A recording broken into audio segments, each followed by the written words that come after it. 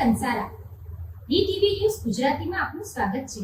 નજર કરીએ આજના મુખ્ય સમાચારો।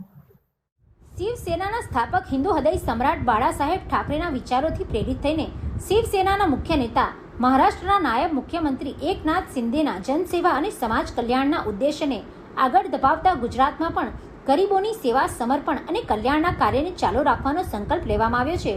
ત્યારે અંકલેશ્વરમાં શિવસેનાના રાષ્ટ્રીય સચિવ અભિજીત અડસુલના જન્મદિવસ નિમિત્તે સેવા અને જનકલ્યાણની ભાવના સાથે ગરીબ અને જરૂરિયાતમંદોને ભોજન પૂરું પાડવાનો કાર્યક્રમ યોજવામાં આવ્યો હતો।